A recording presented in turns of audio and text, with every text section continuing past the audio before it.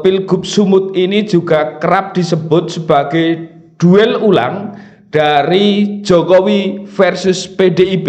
Nasution ini yang sebagai wakil keluarga adalah Edi Rahmayadi. Jadi dulu yang melamarkan Mas Bobi ini adalah Pak Edi Rahmayadi. Bobi Nasution dan Surya merupakan bagian kekuasaan, baik dari kekuasaan Joko Widodo yang hari ini masih menjadi presiden, maupun kekuasaan presiden terpilih Prabowo Subianto. Pemilih Anies Baswedan dalam Pilpres kemarin adalah kontra Jokowi. Berarti secara tidak langsung Pak Edi ini dikhianati, Mas Arief. Ya, saling mengkhianati. Kalau soal cawe-cawe kekuasaan hampir bisa dipastikan Jokowi ikut berperan itu. Mengapa? Karena jelas ini menantunya. Disindir oleh Bobi Nasution jalannya pada berlubang, padahal itu jalan nasional, kewajiban dari pemerintah pusat yang notabene mertuanya Bobi.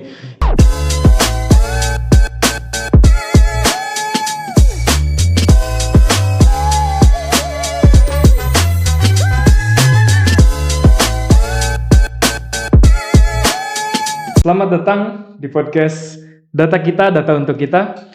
Pada episode kali ini kita kembali akan mengulas soal topik pemilihan kepala daerah, yang mana pada topik kali ini sangat menarik.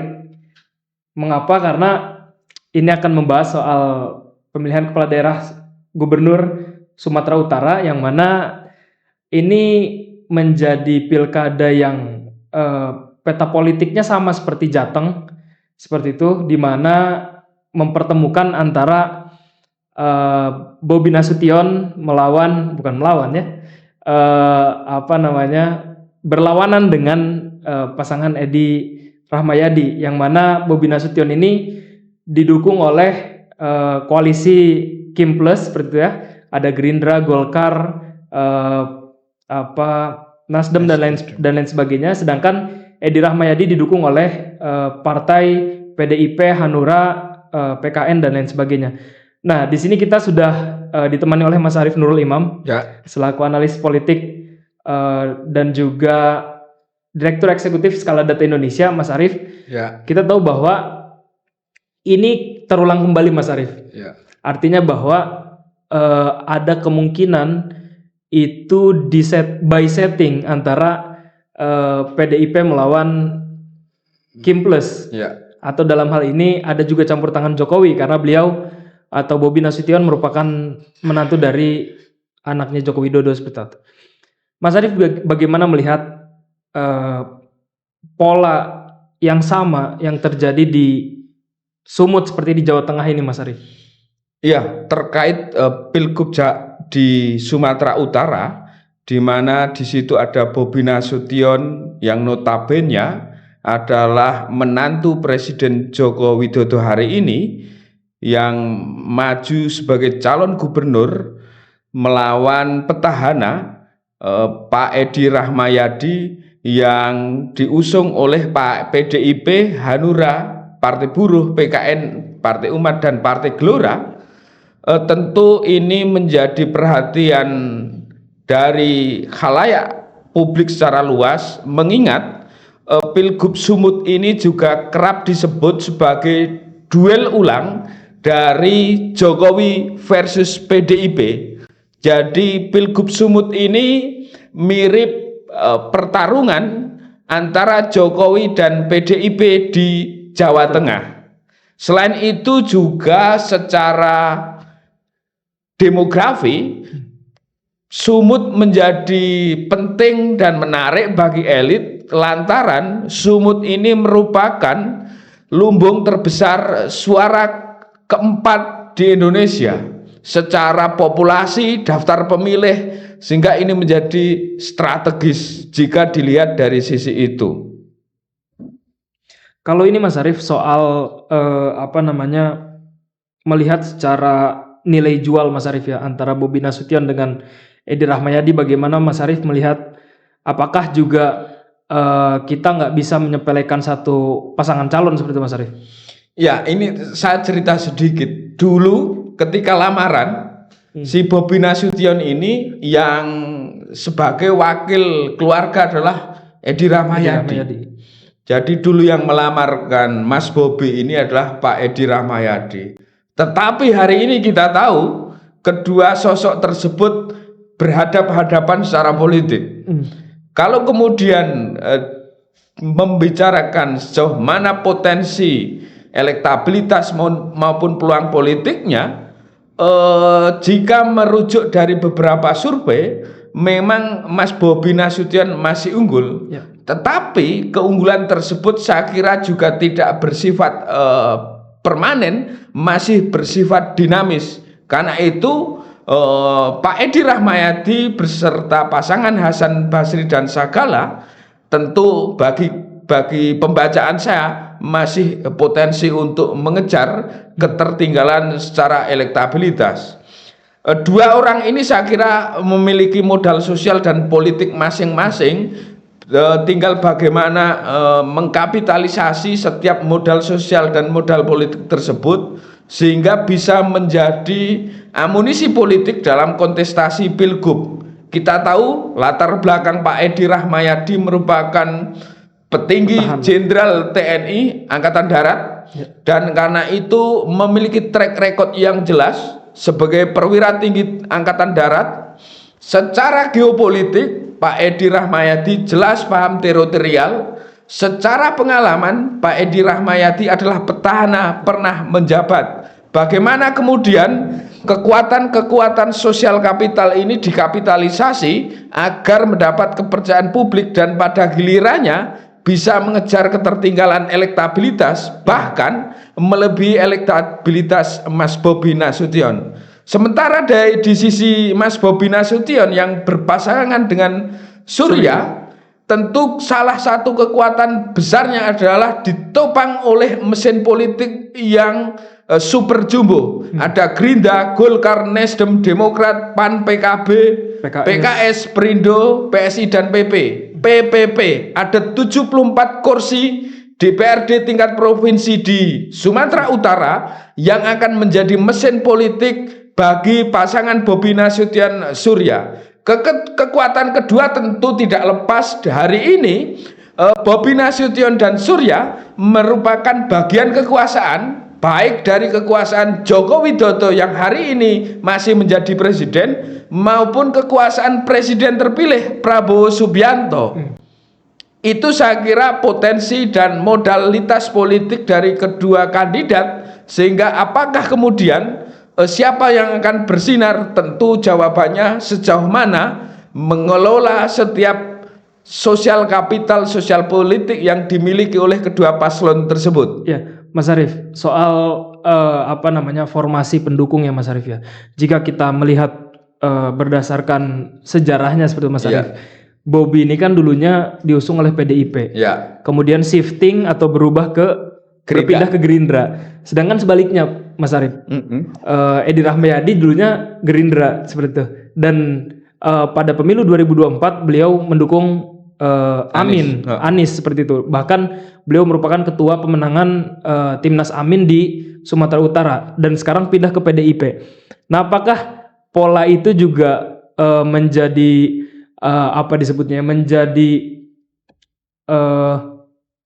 karena Edi ini tidak didukung oleh partai Gerindra dan lain sebagainya, akhirnya dia pindah ke PDI, begitupun sebaliknya Bobi Nasution juga justru berpindah gitu Mas Arief? Ya, saya kira soal partai sebagai kendaraan politik, setiap tokoh tentu melihat pertama basis ideologi, dia akan mencari yang partai seideologi. Tetapi kalau kemudian terjadi kebuntuan politik atau kendaraan politik tersebut telah dipakai oleh pihak lain atau lawan politik, tentu akan mencari alternatif.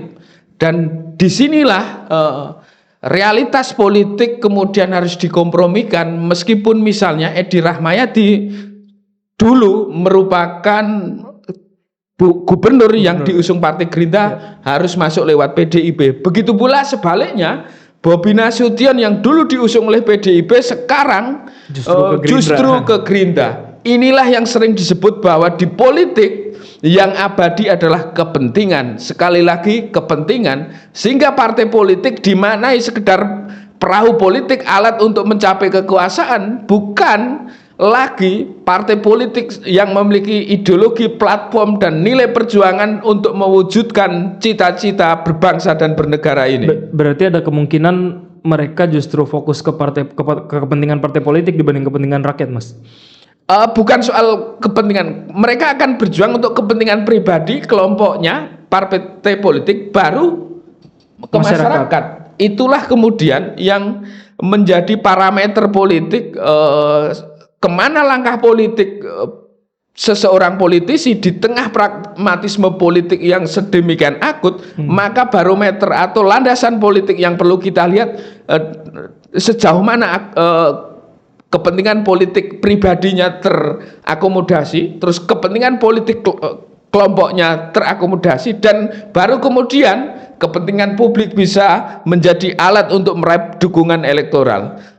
Berarti apa yang difikirkan di dalam pola pikir partai politik itu elektabilitas dulu ya Mas Arief, dibanding dengan ideologi. Maksud saya gini, kita lihat bahwa Edi Rahmayadi itu kan sebetulnya bukan kader PDI awalnya kan. Tapi sama karena Bobi bukan kader Gerindra. Bukan kader Gerindra seperti itu. Tapi karena mungkin elektabilitas dan kekuatan politik mereka kuat seperti itu, makanya dikaderisasi lah. Dinaturalisasi. Gitu. Berarti apa itu juga menjadi tantangan partai politik ya Mas Arief ya, untuk mengorbitkan kader yang justru dari akar rumput gitu. Ya, itu jelas seperti yang telah saya sampaikan di banyak forum, banyak media, bahwa partai politik di tengah liberalisasi politik harus menghadapi kenyataan bahwa untuk maju sebagai kepala daerah tidak cukup kader yang memahami platform dan ideologi partai, tetapi juga memiliki prasyarat lain, yakni keberterimaan di tengah masyarakat atau elektabilitas. Selain itu, di tengah biaya politik yang mahal, seorang tokoh yang maju dalam pilgub adalah persiapan logistik. Dari itu semua, maka logika partai politik dalam dukungan setiap pemilihan kepala daerah akan bertumpu pada tiga hal tersebut, hanya di titik prioritas. Tetapi dari fenomena yang terjadi hari ini, prioritas yang utama pada hampir semua partai politik yang dilihat adalah elektabilitas.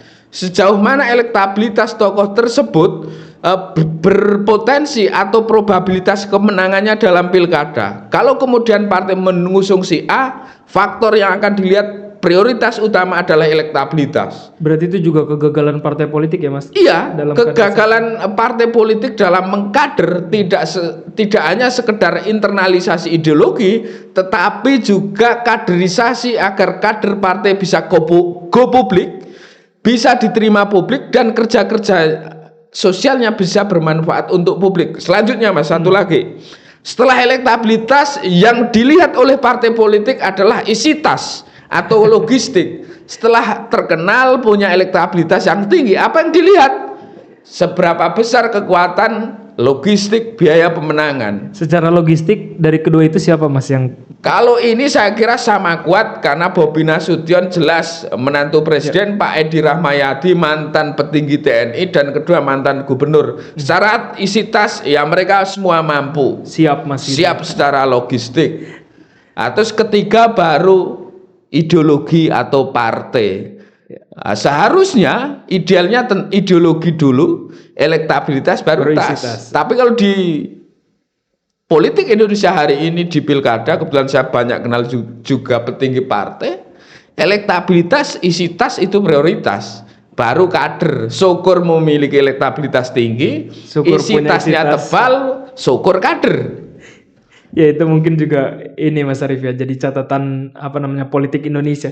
Tapi ini Mas Arief, ada hal menarik soal kalau kita bicara soal Edi Rahmayadi ya Mas. Ya. Tadi kita juga sempat menyinggung bahwa Pak Edi ini merupakan ketua Timnas Amin di Sumatera Utara. Ya. Namun peta politik berubah. Yang partai pendukung Timnas Amin kemarin justru tidak mendukung Edi Rahmayadi, justru mendukung Bobi Nasution.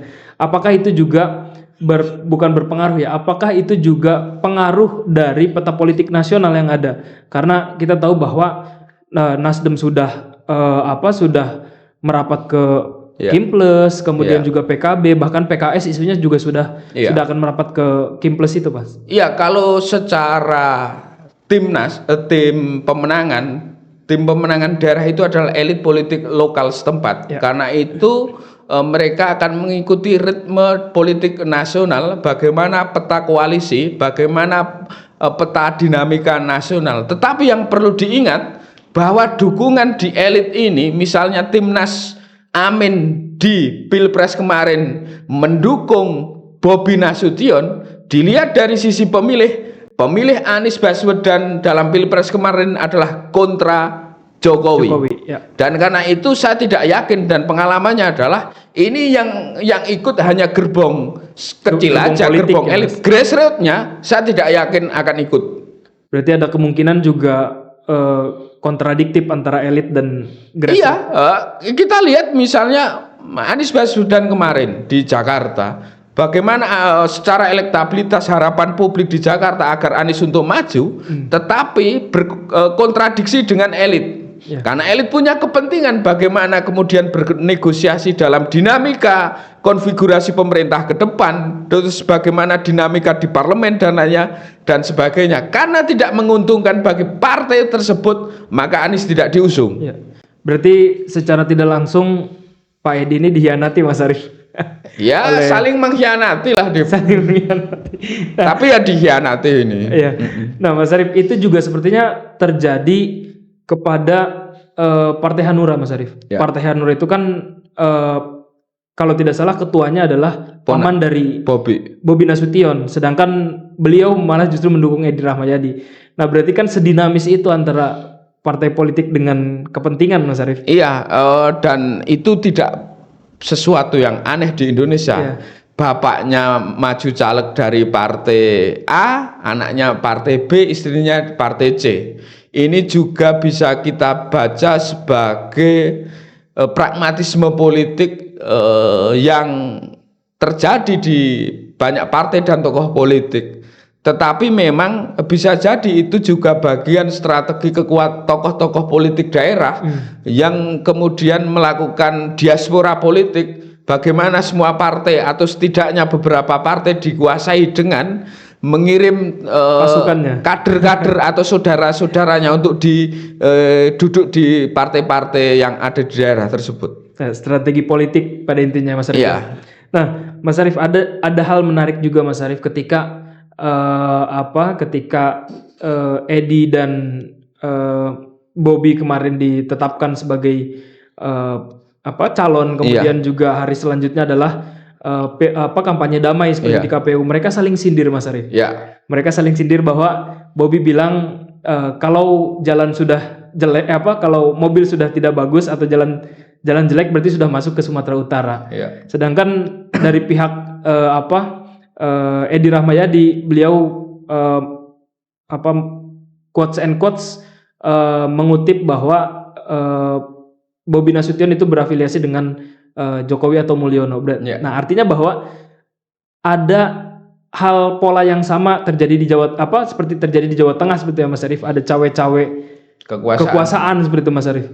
Iya, kalau soal cawe-cawe kekuasaan hampir bisa dipastikan Jokowi ikut berperan itu. Mengapa? Karena jelas ini menantunya. Dan karena itu kemungkinan besar Pak Jokowi terlibat langsung atau tidak dalam Pilgub Sumut itu terbuka lebar. Kalau kemudian saling menyindir dalam acara-acara formal seperti pendaftaran di KPU atau debat soal misalnya teriakan-teriakan atau sindiran soal pembangunan di Sumut yang bisa dikatakan disindir oleh Bobi Nasution, jalannya pada berlubang, padahal itu jalan nasional kewajiban dari pemerintah pusat yang notabene mertuanya Bobi. Itu dalam politik sebagai perang psikologis atau perang narasi yang bagi saya lumrah-lumrah saja. Bahkan di Jawa Timur, Khofifah ketika pendaftaran di forum resmi itu diteriaki fufu faya yang selama ini diidentikan dengan Jokowi, Gibran.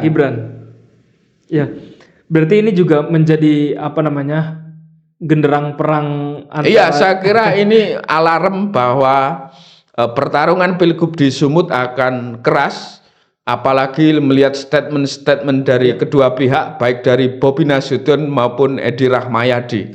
Eh, yang ingin saya tanyakan kepada Mas Arief sebagai analis politik, Mas. Ini kan sebetulnya ya secara penglihatan seperti Mas Arief.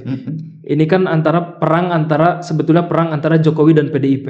Ya. Nah, berarti kan yang menjadi korban adalah koalisi-koalisi partai itu. Itu gimana Mas Arief melihat? Apakah Mas Arief juga melihat hal yang sama? Iya. Fenomena itu terjadi tidak hanya di Sumut, misalnya bagaimana kemudian di Banten itu juga Airin yang kader Demokrat tidak didukung oleh koalisi Indonesia Maju. Sebaliknya banyak kader partai PDIP yang tidak didukung, atau misalnya kader-kader Gerindra yang tidak dapat rekom dan maju lewat PDIP, termasuk Pak Edi Rahmayadi. Tentu partai-partai yang selama Presiden Jokowi berkuasa kemudian bisa dikendalikan, diintervensi oleh Jokowi untuk mendukung paslon-paslon tertentu yang terkoneksi dengan atau terafiliasi dengan Jokowi hari ini. Apa indikasi di Sumut? Indikasi partai-partai itu diatur oleh Jokowi ya. Kita lihat Golkar misalnya, tumbangnya Erlangga Hartarto, tentu kita tahu liputan investigasi majalah Tempo, ada jelas intervensi kekuasaan bagaimana Erlangga Hartarto dipaksa untuk mundur. Berarti ini juga berdampak pada musara jeksah, Mas Arief. Apa? Musara jeksah, ijek. Karena kan yang seharusnya dicalonkan dari Golkar itu kan musara jeksah, termasuk ijek, termasuk RK itu kan juga korban. Ridwan Kamil adalah korban itu juga menurut saya. Dia seorang mantan gubernur di Jawa Barat yang memiliki elektabilitas tinggi. Mengapa dia maju di DKI Jakarta? Kalau tidak ada intervensi kekuatan besar, hampir mustahil. Di Jawa Barat istilahnya tidur saja menang. Kenapa memilih Jakarta yang secara probabilitas juga masih 50-50? Kekuatan Jokowi apakah sebegitu besar untuk mengatur partai-partai itu, Mas? Atau memang mereka justru terjebak di dalam sebuah circle-nya Pak Jokowi? Seperti yang saya sampaikan di banyak media, kekuatan Jokowi itu terletak pada jabatannya. Karena dengan jabatannya dia memiliki otoritas. Dengan otoritas itu dia bisa perintah, bahkan mengintervensi hampir semua stakeholder dalam kehidupan bangsa ini, termasuk partai politik. Tetapi salah satu titik lemah Jokowi hari ini adalah dia tidak memiliki topangan institusi partai politik. Sehingga ketika tidak menjabat, maka kekuatan Jokowi itu dengan sendirinya akan menghilang. Karena kekuatan Jokowi ada di otoritas. Berbeda misalnya dengan Megawati atau Prabowo Subianto, SBY yang memiliki topangan politik institusi, bahkan pasukan. Itu perbedaannya. Nah, Mas Arief, ini kan soal relasi dari sebuah jabatan, misalnya presiden kayak gitu, terhadap proses elektoral di daerah itu kan berpengaruh, Mas Arief ya, secara tidak langsung seperti itu. Nah, apakah Mas Arief setuju bila pilkada itu dilangsungkan ketika presiden turun? Maksudnya gini, sekarang kan jadwal pilkada itu kan beririsan dengan dengan presiden yang sebelumnya yang sudah terpilih. Apakah itu juga bisa mempengaruhi ke tahapan pilkada, Mas Arief? Ya, bisa tidak. Tetapi memang endorsement presiden, endorsement tokoh politik itu akan sedikit banyak berpengaruh. Dari data, endorsement Jokowi kecenderungan menurun seiring makin dekatnya lengser ke Prabon. Sementara endorsement Prabowo Subianto sebagai Ketua Umum Partai Gerindra dan Presiden terpilih semakin meningkat. Tetapi ini juga tidak berlaku secara general. Saya kira berlaku di wilayah-wilayah khusus. Misalnya Jokowi akan memiliki nilai signifikansi yang tinggi ketika mengendorsement daerah-daerah yang misalnya di Jawa Tengah. Tetapi belum tentu misalnya di daerah Sumut, Lampung, Jawa Barat. Bahkan kalau Jokowi mengendorsement di Jawa Barat bisa jadi malah kontraproduktif. Ya. Karena Jawa Barat bukan lumbung suara bagi Jokowi Bagi di Jokowi kemarin. dua pilpres periode. kemarin. Nah, kembali berbicara soal calon seperti Mas Arief ya, apa kandidat seperti itu. Apakah juga Edi Rahmayadi ini hanya dijadikan sebagai pionnya PDI untuk bahwa ini loh PDI masih kuat di Sumatera Utara gitu? Saya kira enggak juga, bahwa kedua pihak ini saling membutuhkan. Di mana satu sisi PDIP sebagai partai politik harus ikut berkontestasi dalam pilgub, di sisi lain Edi Rahmayadi sebagai gubernur petahana atau mantan gubernur tentu membutuhkan perahu politik. Sehingga kedua belah pihak saling membutuhkan, tidak dalam konteks siapa yang dipermainkan atau siapa menjadi pion politik. Ini hubungan mutualisme. Di satu sisi PDIP bisa berkontestasi, dan di sisi lain Edi Rahmayadi bisa menggunakan perahu politik untuk maju dalam pilgub Sumut. Berarti itu juga indikasi bahwa masyarakat itu kandidat center gitu Mas, bukan party center. Iya, seperti yang saya sampaikan bahwa ketokohan itu menjadi variabel penting paling utama dalam pilgub. Besaran dukungan partai politik tidak mesti berkorelasi positif atau berjalan paralel dengan capaian elektabilitas, karena preferensi pemilih lebih besar melihat sosok ketokohan yang diusung, bukan mesin politik. Meskipun mesin politik akan lebih memudahkan dalam kerja-kerja kampanye, melakukan penetrasi pada para pemilih di grassroots. Kalau secara sosiologikal politik Mas Arief di Sumatera Utara, apakah pemilihan wakil misalnya Edi Rahmayadi memilih Hasan Basri karena beliau caleg DPR RI kemarin dari PDIP, kemudian juga beliau adalah tenaga ahli dari Menteri Agama, kemudian juga beliau Kepala Satuan Banser, sedangkan Bobi memilih Surya karena mantan Bupati Asahan dan lain sebagainya. Bagaimana melihat sosiologikal politik dari warga Sumatera Utara, Mas? Ya, tentu salah satu pertimbangan dalam menentukan calon pasangan wakil gubernur tentu akan melihat dari sisi sosiologi politik, demografi politik, dan representasi politik.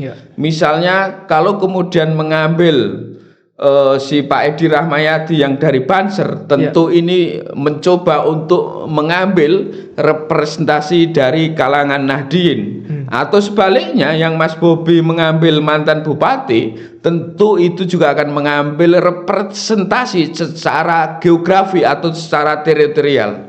Tetapi ada faktor lain yang saya lihat di Sumut ini. Populasi secara kesukuan juga menarik, meski di Pulau Sumatera ternyata suku Jawa juga lumayan tinggi. Nomor kedua 33%, Batak 44%. Ini juga bisa dibaca, meskipun ini primordial, tetapi ini bisa menjadi sebuah faktor politik yang langsung atau tidak berpengaruh. Misalnya Pak Edi Rahmayadi bisa jadi akan mengolah mengkapitalisasi ini karena berketurunan dari Jawa, itu contohnya. Tetapi tentu ada faktor-faktor lain. Dari sisi-sisi itu bisa dilihat, misal Mas Bobi juga bisa memanfaatkan itu karena istrinya orang Solo. Itu contohnya. Tapi ini Mas Arief, kembali lagi ke soal Ijek seperti Mas Arief, Musara Jeksah ya, yang mana kita tahu beliau adalah kader Golkar Tulen seperti itu ya. Tapi kenapa justru Bobi disandingkan dengan Surya, tidak dengan Musara Jeksah? Apakah juga ini menjadi sebuah strategi politik karena Surya ini lebih populer atau seperti apa Mas melihat? Ya tentu ada faktor konspirasi elit atau Konspirasi elit. apa deal-deal di level elit politik, dan tentu ada faktor probabilitas kemenangan di mana faktor elektabilitas itu menjadi pertimbangan juga. Untuk lebih tahu tentu kita harus menilik profiling dari masing-masing kandidat. Tetapi dua hal tersebut yang mengapa seorang calon kepala daerah memilih si A dan si B, faktor elit dan faktor probabilitas kemenangan. Probabilitas kemenangan bisa elektabilitas, bisa isitas dan lainnya dan sebagainya. Ya, Mas Arief, secara khusus atau secara kesimpulan bahwa ini sebetulnya perang antara Jokowi seperti ya? Iya, Pilgub Sumut adalah duel ulang Jokowi versus PDIP sebagaimana terjadi di Jawa Tengah. Berarti ini sebagai bentuk pembuktian seperti itu di antara keduanya? Iya betul, ini juga pembuktian dari pengaruh Jokowi apakah signifikan atau kemudian PDIP yang masih lebih kuat. Ini jelas eksistensi politik PDIP di satu sisi dan eksistensi Jokowi di sisi lain. Pertarungan eksistensi dan pengaruh politik di Sumut sama persisnya pertarungan eksistensi Jokowi PDIP di Jawa Tengah. Oke, terima kasih Mas Arief atas analisis-analisisnya. Baik pemirsa, sekian untuk episode Pilkada Sumatera Utara kali ini. Ada banyak catatan dari Mas Arief soal ini adalah pertarungan kembali antara PDIP dan juga Jokowi, yang mana itu menjadi peta politik terkini di Pilkada 2024. Terima kasih para pemirsa. Jika suka dengan konten ini, jangan lupa subscribe, like, dan share. Dan jangan lupa podcast Data Kita Untuk Kita. Makasih Mas Arief. Sama-sama Mas.